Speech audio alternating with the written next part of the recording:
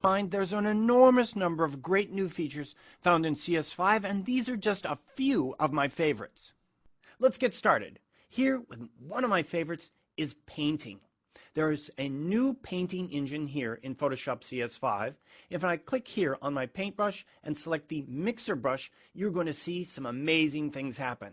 Here you can see a preview of my brush here on the screen, and if I pick up my new art brush here from my Wacom tablet, you can see that I actually have a 3D preview as I rotate the barrel of this brush. I can then go in and start to paint, but not only just push colors around as I did in the past, but actually blend colors together with really great quality. Now in this project, John Derry started with this original photograph, and then using this new paint technology, he ended up with this final result. You can paint directly over a photograph, as in this case, or create your own original art.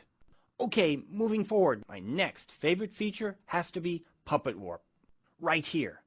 Now, Puppet Warp is designed to accurately warp images with exact precision. As you can see in this image, I have my puppet against a transparent background, as you see here. I target my puppet, then go up to my Edit menu and down here to Puppet Warp. After selecting this, you see a mesh appear over your image as you see here. I can turn the mesh on and off up here, and I think I'll do that just to make this more clear as I'm working.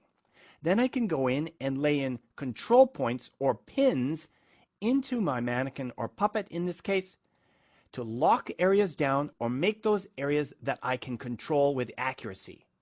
In this case, check it out, I can put one in his shoulder, then one in his hand, and then I click on the point and I can bend and stretch it around just like this. Not only that, I can delete this point and then select a point and accurately spin around a control point like this. Let's rotate this down. Let's put an additional point right here, and then let's rotate this up like this. Because finally, I want to show you a great feature over here under Mode. I'm going to switch this from Normal to Distort. Now check this out. It looks like he has muscles now because of this new Distort Mode feature. I can then flex his muscles back and forth just like this. Now, of course, I've demonstrated this new feature on this puppet, but this new technology can be used on a variety of images where you need accurate control. Let's move on. I have to talk about this new feature called HDR Pro. Now in HDR Pro, you can then merge together multiple images, in this case 11 different exposures, combining those together to get the results you see here. Here we are inside the Merge to HDR Pro dialog. I can go up here to the top to start this off by selecting a preset. I want to demonstrate that I can go in and add a natural toning to my image, as you see here with one of my presets. Or I can even go in and add a very surreal quality, as in the case with my vibrant toning preset you see here. So you can see that there's a full range of possibilities when working with this new HDR Pro set of controls. One of the great new features that's really unique is the Remove Ghosts feature right here. Now in a project like this, each exposure was taken with a wave in a different position. And as you can see down here in this set of images, I can target the exact image or the exact wave in this case as I click here on one of them to get just the wave I wanted. Yes, that's the one with a little bit of a splash happening on this rock with the sun catching it just like that. That's great.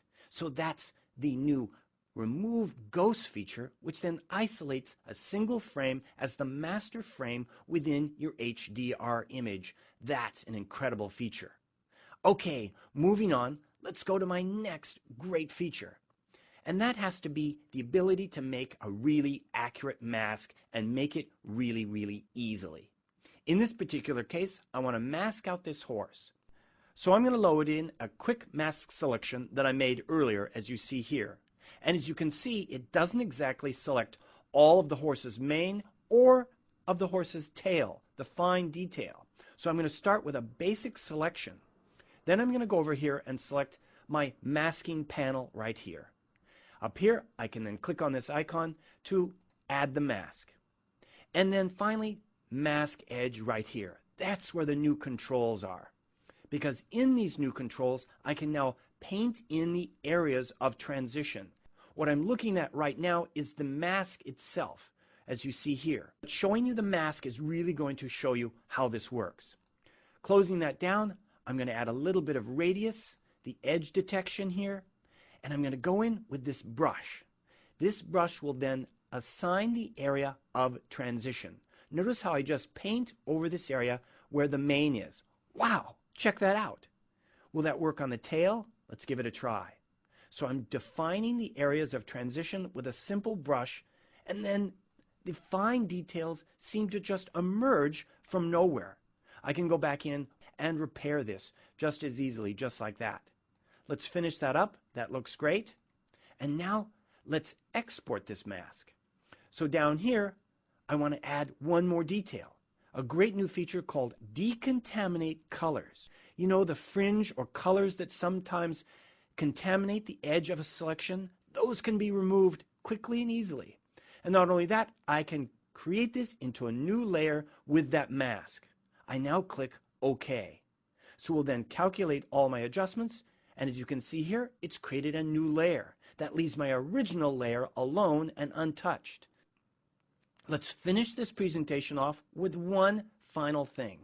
What I want to show you is the ability to combine what we've just done with a mask with a new feature called Content Aware Fill.